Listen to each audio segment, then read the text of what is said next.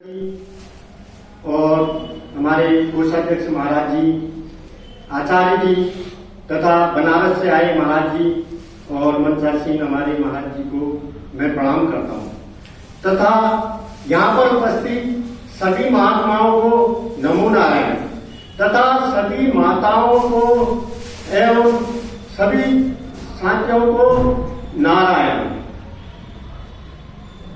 ब्रह्मानंदं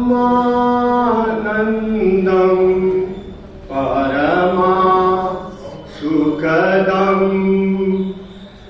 केवलं ज्ञानमूर्तिं द्वन्द्वातीतं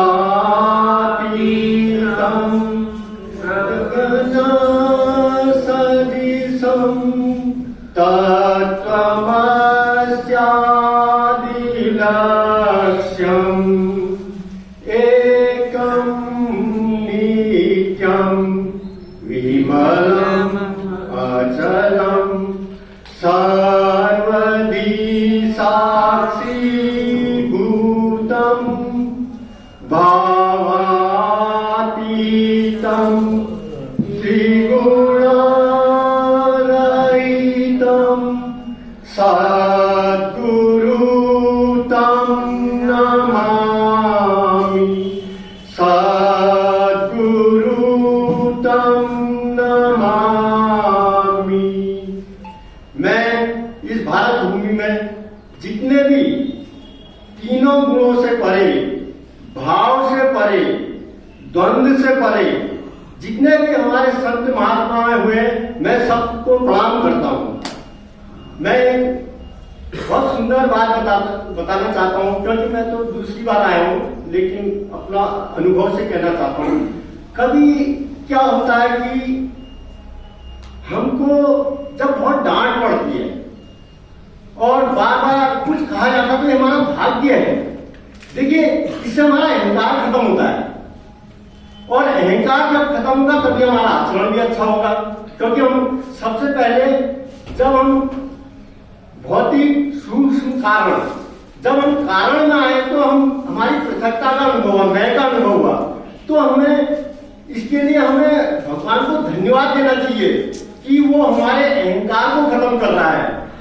और मैं यही कहना चाहता हूं कि देखिए, हम सत्संग सुनते हैं, करते हैं, लेकिन एक बात का बहुत हमें गौर करना पड़ता है कि हमें इसको आचरण में लाना चाहिए। कभी हम कुछ कहते हैं, हमने हमारा कुछ कहा, तो जो व्यक्ति सुन रहा वो हमारे आचरण को भी देखता है। तो सबसे बड़ा है हमारे आचरण में लाना जो हम सुनते हैं। और अगर अभी हमने जो भी यहाँ हमारे जितने महाराज जी लोगों से जो भी सुना, उसको यहीं तक नहीं रखना, उसको स्थिर रखना है। ये नहीं कि हमने एक बार सुना, फिर दुनिया में गए, फिर हमने वैसे ही देखा। तो इसीलिए देखिए, जैसी दृष्टि वैसी सृष्टि।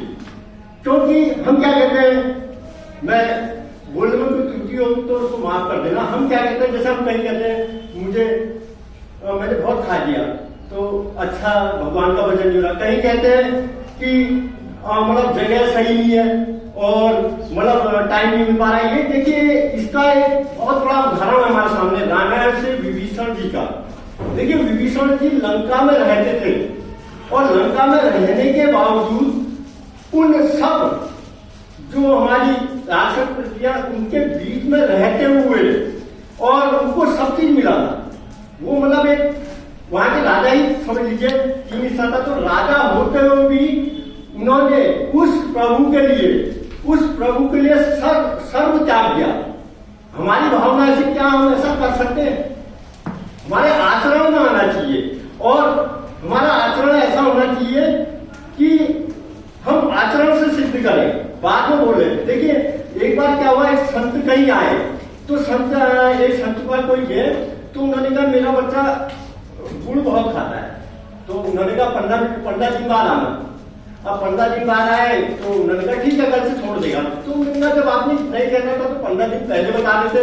तो उन्होंने कहा कि मैं भी पहले गुड़ खाता था, तो पहले मैंने स्वयं छोड़ा 15 दिन। अब जब मैंने छोड़ा, जब हम जब चीज छोड़ देते हैं, अगर हम उसको कहेंगे तो हमारा सुनते हैं कि जैसा हम आचरण करेंगे हमारा हर कोई सुनेगा। पहला काम है हमारा आचरण करना। इसीलिए कभी हम जो बोलते हैं ना बड़ा सोच के बोलना चाहिए, क्योंकि बोलने से पहले व्यक्ति हमें देखता है कि हमारा आचरण क्या है। तो इसलिए बोलना, इसलिए मौन कहा गया है। और बोलना है तो बोलना पहले उसको अपने जीवन में लाना तभी बोलना। इसके बाकी पहली बात जो भी बोलना। हाँ, बहुत बढ़िया, धन्यवाद स्वामी जी। देखो कितनी बढ़िया बात कर रहे हैं।